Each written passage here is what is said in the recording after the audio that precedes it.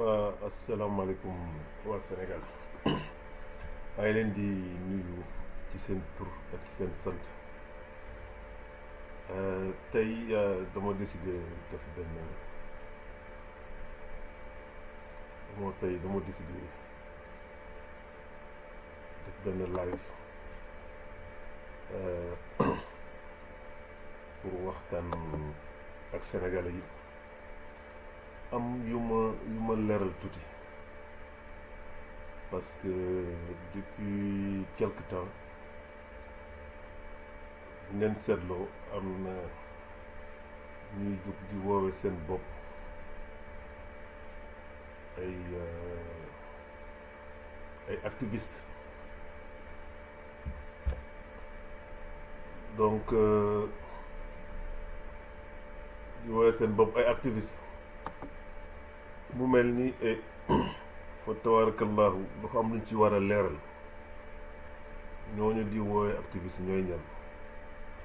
mais balaal booba damay njëkk a félicité sénégalais yëpp ci élection yi ñu jàll ñi gagné ñu ngi leen di félicité ñi yàlla dogal amuñu ndam ñu ngi leen di massawu leen ñaanal yàlla may leen dem ëllëg te li am ni yàlla nekk li gën ci Sénégal donc fa tabarakallahu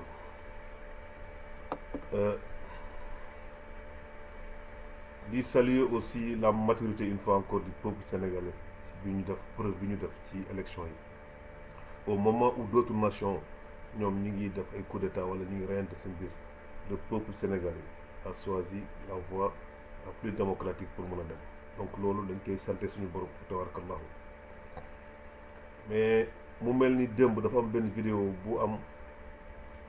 bu ñuy wax na li tubaab di wax naan moo débordé vase bi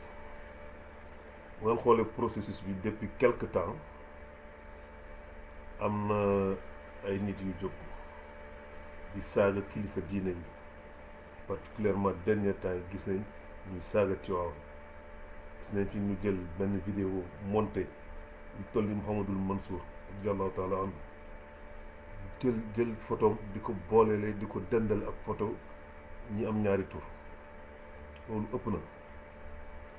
jël xalifa général bi jël photo di ko dendale ak loolu ñuy wax ba démb ñu jëlaat ay vidéo di saaga Mouhamadul Mansour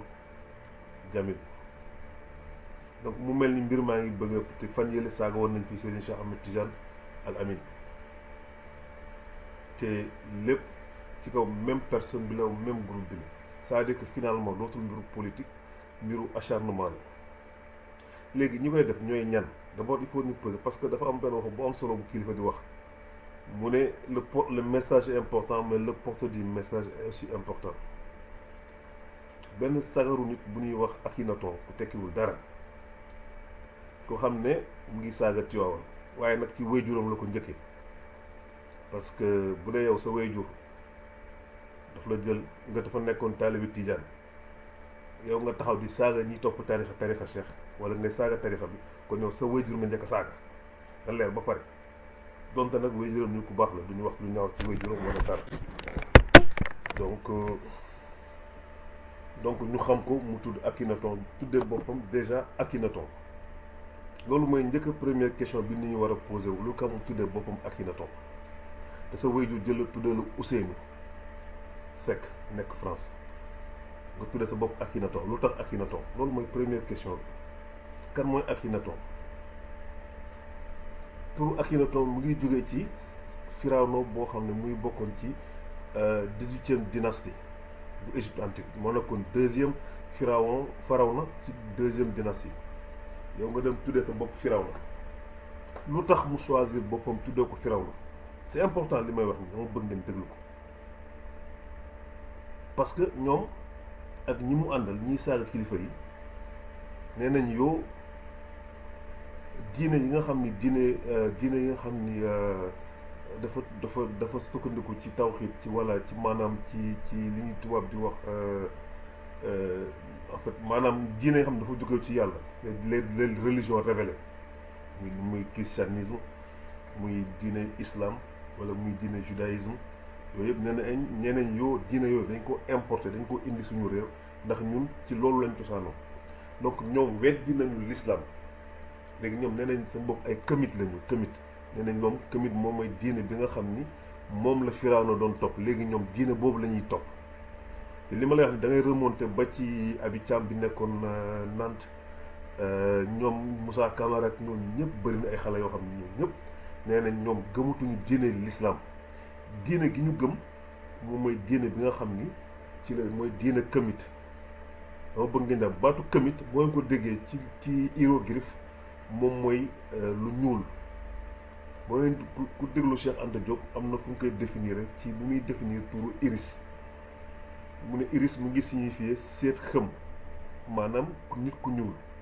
ñoom ci loolu lañ sukkandiku daal ne Cheikh Anta Diop moo wax ni diine karaw daal di créer seen truc bon bref histoire bu nar a gudd la mais ma leen di xamal que ni ñooñu ñiy saaga kilifa diine yëpp ñu jël léegi seen bopp boole leen ci boobu diine ñuy wax diine këmit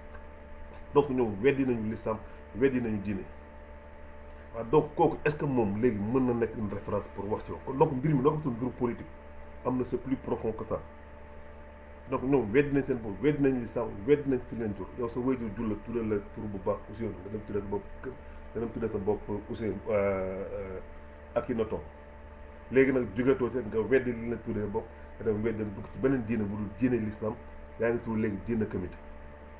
loolu mooy dawal ak nit ñi xam mooy ñoom ñoo ñëpp di saaga kilifa yi loolu ci loolu la ñu gëm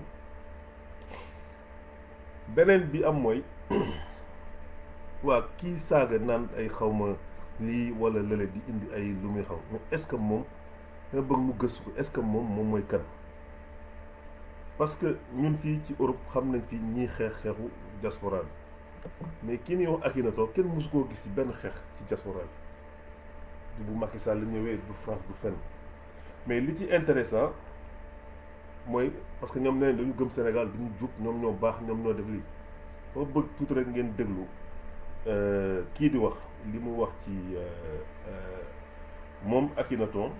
dañ ko dàq ci conseil municipal commune ba mu nekk fa mu nekkoon mu nga fa nekkoon conseil municipal da nga ko fa dàq pour conflit d'intérêt mooy pour logement social kon ça veut dire waa ji moom ci boobu moom miy woote ne dafa gëm Sénégal ba mu nekkee en France dañ ko dàq ci benn conseil municipal parce que dafa doon def conflit d'intérêt dafa def demande de logement social ñu dàq juste pour wane que ni il est de mauvaise foi nit ku bon la te lii may wax ni mu ngi ci article de presse bi ma leen di ngeen déglu kii li mu wax ci kii bi dinaa leen lire article léegi ngeen déglu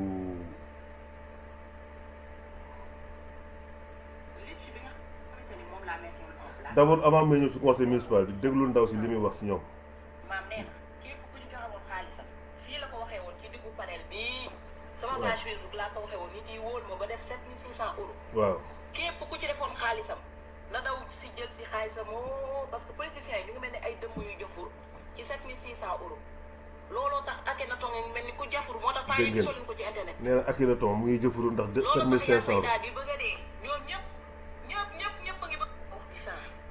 parce que xaalis boobu moo tax ba temps yëpp gisoo leen Akhenaton ci internet bi am na ku ñu wax Maysa Mbaye moom tamit ñëw na à l'attaque ñoom ñëpp ñu ngi mel ni ku jëfur genre gan seen genre gan gangster yooyu noonu yaa sayda da wax Orange Money bi kenn xamul la. waaw donc juste rek pour wax leen que ni donc yéen a ko déggandoo ndaw si nee na ñoom dañu ko organisé woon benn lecci mooy benn levée de fonds pour 7500 euros nee na ci la Akhenaton di rey boppam pour détourner 7500 euros yi waaw mbokk yi kuy détourner 7500 euros est-ce que war ngaa nekk Sénégal di saaga sëriñ wala di jox moralité c'est une question bu moo doon posé loolu mooy benn bi beneen bi mooy sur les articles sur exclusion bi ñu ko exclure c'est un article de 21 septembre 2016 le conseil municipal en charge du logement social à Chevinière-sur-Marne, Ousseynou Seck, vient de se faire retirer ses délégations. Le maire de Modem de la ville, Jean-Pierre Bonneau, reproche à l'élu un conflit d'intérêts les lui concernés explique cette décision par une démarche politique c'est-à-dire que neen dañ ko dañ ko exclure ci liste bi ci conseil municipal bi parce que dafa am conflit d'intérêt moom Akhenaton dafa def demande de logement social ba pare nekk travailleur ñoom mi waroon nekk kii fi attribution ko mais kooku est-ce que moralement éthiquement kooku am na leçon bu muy jox nit ñi c'est-à-dire que tey bu nekkoon Sénégal il va faire que pire que ñi muy critiquer c'est-à-dire qu'il a même transposé les mauvaises pratiques au Sénégal en France on l'a exclu mais donc est-ce que ce gars il est habilité à parler au nom d'un peuple au nom de patriotisme ça c'est un de deux moi je défie quiconque de me dire une seule fois où le gars était présent sur un combat de la diaspora pour défendre le Sénégal ou bien contre Macky Sall wala quelque soit c'est-à-dire que c'est trop facile da ngay toog ci sa internet rek ku jug mag kilifa bu wax nga sànni ko bon maintenant loolu mooy benn loolu c'était pour montrer la mauvaise foi de la personne d'abord que nee na gëmatul yàlla il est dans le ni koy waxee di nee na këmit la te bu leen fàtte ni kër yi la këmit yi ak aussi ak franc-maçonnerie bi aussi c'est d'origine égyptienne donc il y a toujours des liens donc ñu xam la ci yooyu nga nekk dans la franc-maçonnerie nekk ci ay këmit nga weddi suñu borom nit ku weddi yàlla rek waratuñu laa déglu ci Sénégal ak foo mënti bokk parce que Firawna sax kër Isa nanguwul ko Jésus nanguwul ko yonent yàlla Moussa nanguwul ko te donc def naa l'islam kenn yónniwu ko ci diine pour nit ku ñuul wala ni ko ci xeet yëpp lañ ko yónni donc ku mel noonu waratul am droit au chapitre au Sénégal maintenant pour en revenir à d'autres faits nee na dafay attaquer sëñ Mansour Sy Djamil parce que sëñ Mansour Djamil dafa trahir xaw ma lan la mais au nom de quoi que parce que nee na Sonko dafa ne élection c'est des élections nationales que sëñ Mansour c'est des élections locales que dafa trahir bés dafa trahir Sonko mais gars yi mais pour xam sëñ Mansour Sy Djamil ses postures depuis que mu nekk ci revenir sur la scène politique d'abord da ngay fen boo waxee ni sëñ Mansour Djamil trotskiste sëñ Mansour Djamil mosul nekk trotskiste da ngay fen baaxul jullit du nit jullit góor moomul fen te yéen loolu ngeen jël bëgg ko def créneau ak saaga parce que Souleymane Diop saaga nag bañ def ko ministre nga ne léegi yéen tamit da ngeen def mission saaga pour mën a nekk loolu benn yoon la woon te dootul amati fii nit dootu fi saaga ba nekk fi ministre ça moom yomb la di bu fekkee ni da ngeen yaakaar ni da ngeen bëgg a élire sa dëkk bi parce que dañ ko bëgg a changer sur la base des saaga ak yooyu vous vous trompez détrompez-vous loolu benn yoon la amati Souleymane Diop te dootul amati kooku moom on vous le garantit te duñ leen may dara xëy na peut-être da nga nekk sur mais yow buñ la Sénégal boo fa teg sax dinañ on va te régler ton compte te fu ñu la fekk ci diaspora bi dinañ régler sa compte loolu moom je te le garantis beneen pour en revenir au fait mais bés du ñàkk dañu exister bien avant parti yi nga fi dégg yëpp muy taxaw muy beneen parti muy Pastef bu ñu fondé ko sur des principes ñu monté ko à l'image de l'ANC mu nekk benn regroupement de plusieurs entités religieuses politiques syndicales c'est comme ça que bés du ñàkk est configuré avec une diversité d'opinions et une diversité de pratiques c'est le modèle de l'ANC qu'on a recopié comme ni Desmond Tutu nekk le religieux Mandela nekk un politique mu amoon tey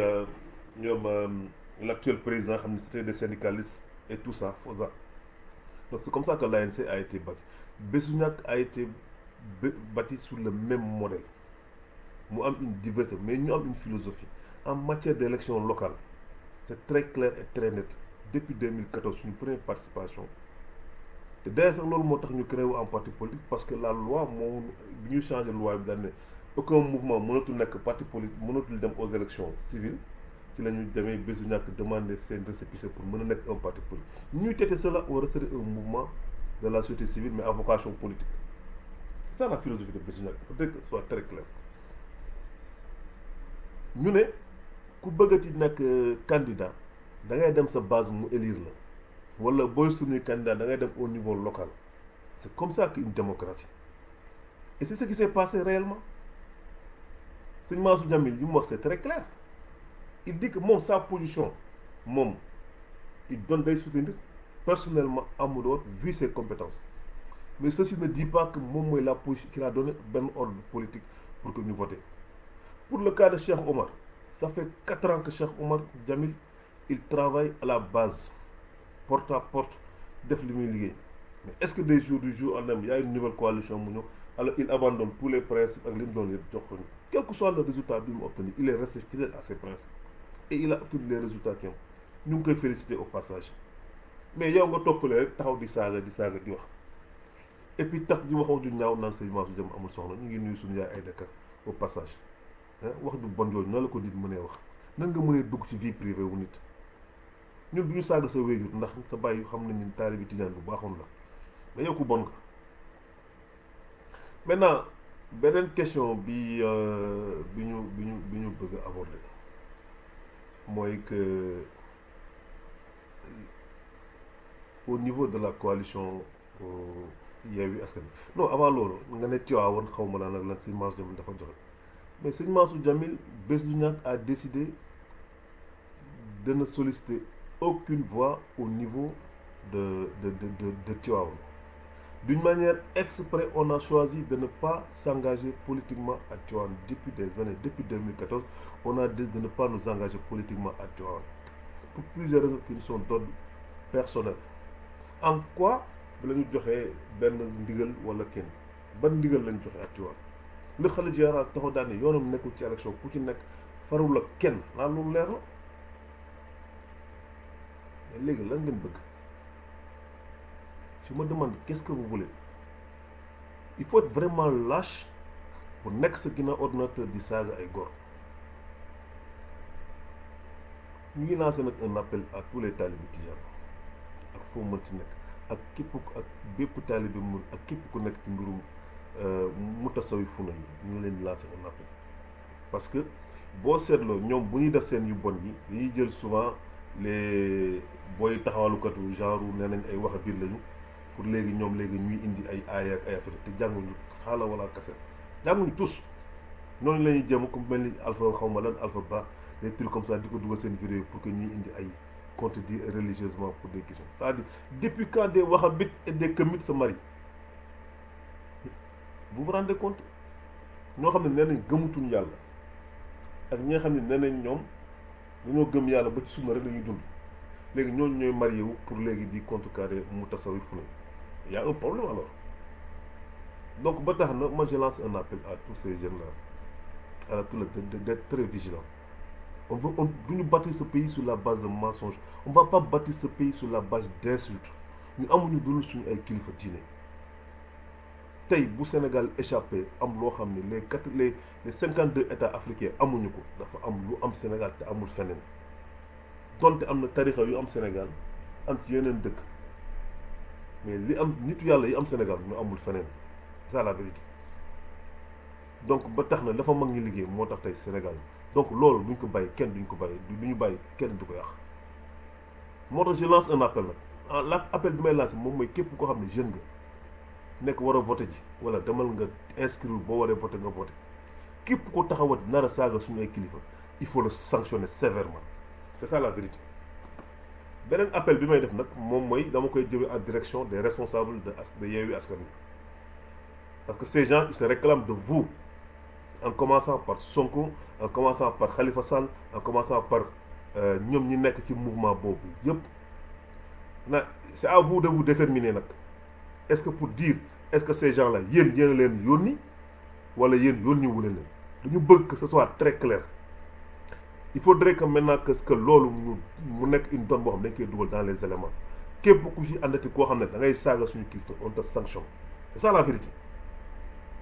dootu ñu nangooti kenn taxaw yow te taxaw bi yëpp mooy ngeen taxaw ci ginnaaw ordinateur di saaga suñu kilifa mais ku kee amu leen fitu taxaw di jàkkaarloo di saaga benn kilifa ci kaw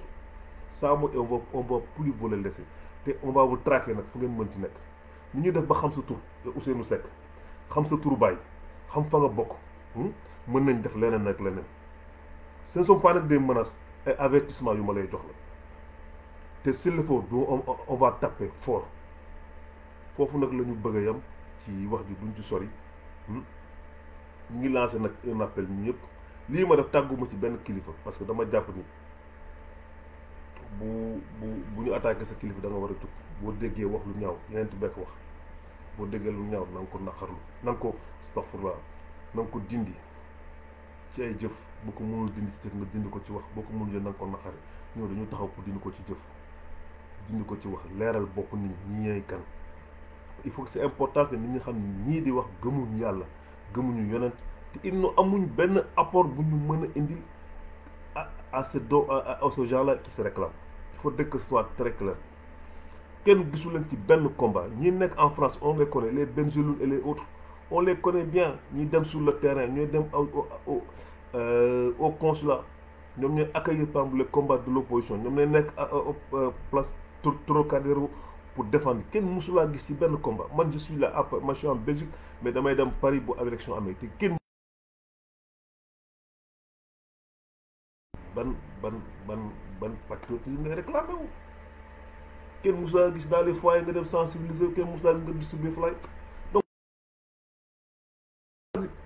c'est-à-dire que tey des gens comme ça yi xam ni par exemple war a dem liggéey di wut ay logement social en France war a dem wuti dem jéem a def tey ñii ñooy tax ba français yi di sax lu mel di créer ay Éric Zemmour c'est-à-dire que amu leen njëriñ fenn fu ngeen nekk ay parasites ngeen nekk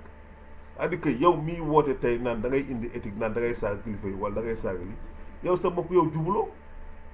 ñu ngi lay accuser de 7500 euros beneen bi nu dàq la fa nga nekkoon parce que da nga doon def conflit d'intérêt waaw mais yow bu fekkee nag yow noonu nga mel na mais nan nga mënee toog tam di saaga nit ñi nan nga mënee toog lu mel ni Mouhamadou Mansour borom daara ji li mu def au Sénégal yoo xam ne il méritait le prix Nobel de la paix une communauté qui se cultive depuis 50 ans ñu ngi reyante di xeex une mosquée fermée nga ñëw en moins d'une semaine nga résoudre un problème boo xam ne ça a duré plus de 50 ans et kooku c'est une référence je n'ai rien contre Sonko mais ce Sonko là bi ngay tey di kañ tey su mënee tourner en Casamance di def ay tournée c'est grâce à toi te la Abbé Diamokoune moo ko wax moo ne bisu Casamance kañ lay am jàmm bu surtout Alaaji Malick jugee Tiwaawoon ñëw Casamance pour ñaan fa mais loolu lu ko gën a wóor Alaaji Abdou Aziz Dabakh xutbu zaman ci mujjal jamono jël xasida bind ko ci Casamance def tawasul ci def ko ci Chérif Younous Aïdara Seydi Hadji Malick a islamisé la Casamance sans y mettre le pied tey bu loolu amee tey ba nit mën a def un tournée en Casamance mën fa gañ c'est grâce à Tivaouane yow nit ku tekkiwul dara nga toog bëgg a taxaw naan da ngay saaga Tivaouane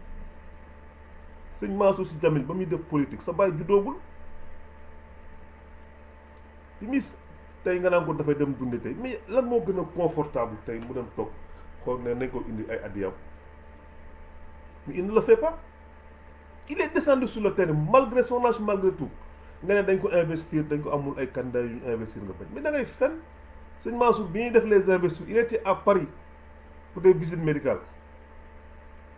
yëgul sax ni investisseurs yi ñu ko doon def parce que dafa envoyé ay plénipotentiaires ay xale yu ndaw la envoyé ñoo ko demoon représenté ko pour que naan ay dañu placé ay éléments ñu bañ investir mais tu racontes des histoires même bi muy ñëw ci investiture Barth bi mais il était en convalescence il est venu apporter son soutien à Barthélémy Diaz il a fait une tournée à Pikine or que xamoon na ni son candidat a été calé par Macky Sall la Cour suprême il a fait une tournée dans le Waalo def une tournée à Dakar malgré son âge lépp pour que Benno puisse gagner yow un imbécile comme toi nga mën a taxaw di saaga sëñ Mansour Djamil mais yow yaay kat il faut arrêter il faut que tu arrêtes yow Ousseynou Seck ak Akhenaton tu dois arrêter et tu vas arrêter nag il faut que ce soit très clair Cheikh Tidiane Sy Al Amine tey sa morom ci dara du sa morom ci dara dax laa jàng def ses preuves bi muy nekk à la banque Macky Sall n'était pas au pouvoir il n'a rien besoin de Macky Sall il aurait pu rester dem toog di xaar addiya maamam non il participe au développement de ce pays en créant des emplois yow qu'est-ce que tu fais tu es un parasite tu vis de sécurité sociale un opportuniste fekkoon ni par exemple li nga wax ci la gëm nga ko da ngay dem Sénégal sur le terrain nga battre comme ñëpp tu vas militer à la base dem te créer une base dem dugg dans les instances politiques c'est ça loolu mooy citoyenneté loolu mooy courage mais toog derrière ton ordinateur di saaga c'est dans lâcheté tu es lâche et puis li si gën a grave da ngay fen c'est-à-dire que li gën a bon ci àddina mooy nit kuy fen c'est-à-dire que nit kuy fen tu es capable de faire tout ñeenti bi nga ko laajee ndax jullit dina fen dafa ne jullit du fen c'est-à-dire quand tu mens c'est-à-dire que tu es capable de faire tout fen nga fen façon fen bu ne fen nga ko j'ai pas le temps pour les citer façon fen bu ne fen nga ko arrête s'il te plaît xalif général des Tidianes bu sa moroom mu bàyyi soxlawul damul dara doomam bi gën a tuuti moo la raw Tiwaawan kenn du fa dunde addiya arrête amu fa Tiwaawan kenn du fa dundee sëriñ du ñu woowee seen bopp mosoo dégg sëriñ Alaaji Malick te loolu moo wàcc ba ci njaboot gi xam nga lu ñu xam jaaju ba jàng bay dunde loolu leen seen maam bàyyi il faut que tu arrêtes et c'est ce qui est valable pour toutes les familles religieuses mais yéen yeneen ñan mënu taper le système tous les jours ngeen nekk ci réseau yi di saaga nit ñi di wax lu ñaaw il faut que ça cesse lu ngeen dara man nag maa ngi delluwaat di reyate sama appel waxuma kenn na nga dem politique wala nga danga mais ne est-ce que léegi parce que les donnes ont changé bu jamono soppeeku da ngay adapté wu di ànd ak jamono donc képp kuy jën Tijaan rek dama leen ñaan demal nga boo waree inscrire demal nga inscrire ci prochaine révision de la liste électorale képp ko xam ne tu te réclames d'un parti tu ne respectes pas suñuy kilifa on te sanctionne sévèrement c'est aussi simple que cela man c'est que loolu mooy d'abord la solution loolu nañ ci bàyyi xel ñu ñëpp waaw beneen bi mooy nag les responsables politiques ñi nga xam ne dañuy ànd ak ñiy saaga ay kilifa man ci demande à ce que suñu kilifa bu leen kenn recevoir ati képp ko taxaw pour saaga suñu ay kilifa ñun ñu ngi ñaan Tiwaawan xalifa bi ak njabootam yëpp ñu ngi leen di nuyu di leen ziar bu ñu recevoir ati parce que njaboot gi sonn nañu waaw loolu nañu woon tey dinañ ñëw pour wax ko nag pour tey première fois ñuy def vidéo di wax ci sa tool ñu ngi jéggalu ñëpp leen nuyu mais dootuñu bàyyi kenn di saaga suñu kilifa kaa moom on le dit tout le monde tout haut et dina suñu bakkan nag lañ ci teg billaahi la si li may tëjee nag maa ngi ñaan képp koo xam ne taalibe Tijaan nga jur nga wér salaat fatiha da nga def fatiha def 65 jawatu kamal da nga commencé 60 teg ci 5 def ko addiya Seydina Muhammad sallallahu alayhi wa sallam nga yéene ko ñuy saaga kilifa yi maa leen koy wax